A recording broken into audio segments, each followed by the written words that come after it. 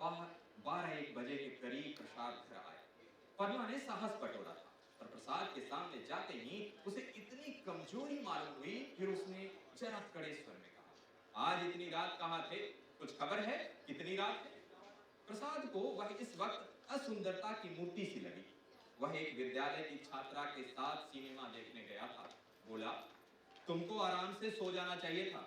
तुम जिस दशा में हो उसमें तुम्हें जहां तक हो सके आराम करना चाहिए। पद्मा का साहस कुछ प्रबल हुआ। तुमसे पूछती हूं, उसका जवाब दो। मुझे जहन्नुम में भेजो तो तुम भी मुझे जहन्नुम में भेज दो। तुम मेरे साथ दगा कर रहे हो या मैं साफ देख रही हूं? तुम्हारी आंखों की ज्योति कुछ ज्यादा बढ़ गई होगी। मैं इधर कई दिनों से देख रहा हूं, तुम्हारा मिजाज बदला हुआ है। मैं तुम्हारे साथ अपने को बेचा नहीं है। अगर तुम्हारा जी मुझसे भर गया हो तो मैं आज जाने को तैयार हूं। तुम जाने की धमकी क्या देते हो? यहां तुमने आकर कोई बड़ा त्याग नहीं किया है। मैंने त्याग नहीं किया है। तुम यह कहने का साहस कर रही हो? मैं देखता हूं तुम्हारा मिजाज बिगड़ रहा है। तुम समझती हो मैंने इसे अपंग कर दिया, मगर मैं इसी वक्त तुम्हें ठोकर मारने को तैयार हूं, इसी वक्त। पद्मा का साहस जैसे बुझ गया था। प्रसाद अपनी ट्रंक संभाल रहा था। पद्मा ने दीन भाव से कहा, मैंने तो कोई बात नहीं की जो तुम इतना बिगड़ उठे। मैं तो केवल तुमसे पूछ रही थी कहाँ गए थे। क्या मुझे इतना भी अधिकार नहीं देना चाहते? मैं कभी तुम्हारी इच्छा के विरुद्ध कोई काम नहीं करती और तुम मुझे बात बात पर डांटते रहते हो। तुम्हें मुझ पर जरा भी दया नहीं आती। मुझे तुमसे कुछ भी तो सहानुभूति मिलनी चाहिए। मैं तुम्हारे लिए क्या कुछ नहीं करने को तैयार हूँ, और आज मेरी दशा हो गई है तो तुम मुझे आंखें फेर रहे हो। उसका कंठ रूंध गया और मेज पर सिर रखकर फूट फूट कर रोने लगी। प्रसाद ने पूरी विजय पाई। पद्मा के लिए मातृत्व अब बड़ा ही अप्रिय प्रसंग था। उस पर चिंता मंडरा रही थी।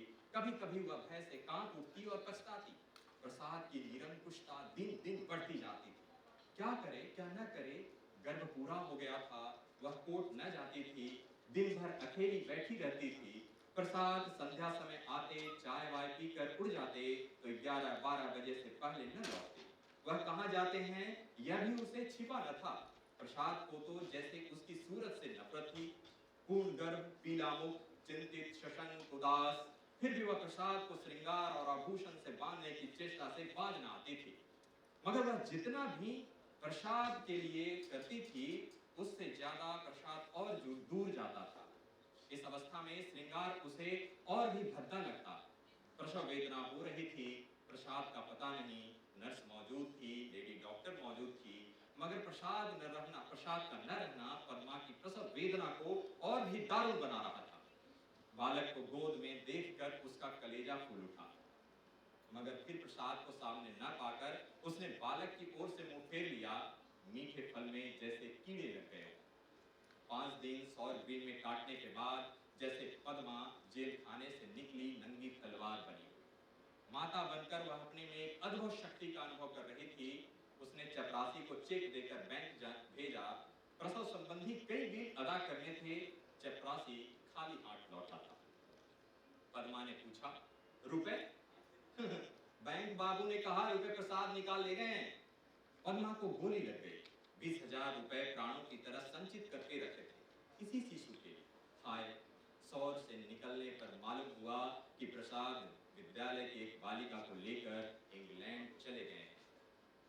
झल्लाई हुई घर में आई और प्रसाद की तस्वीर उठाकर जमीन पर पटक दी और उसे पैरों से कुचल दिया।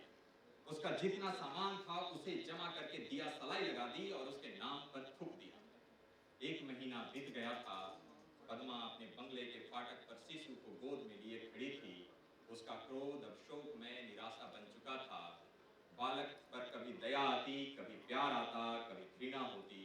उसने सड़क पर देखा एक यूरोपियन लेडी अपने पति के साथ अपने बालक को गाड़ी में बिठाए लिए चली जा रही है।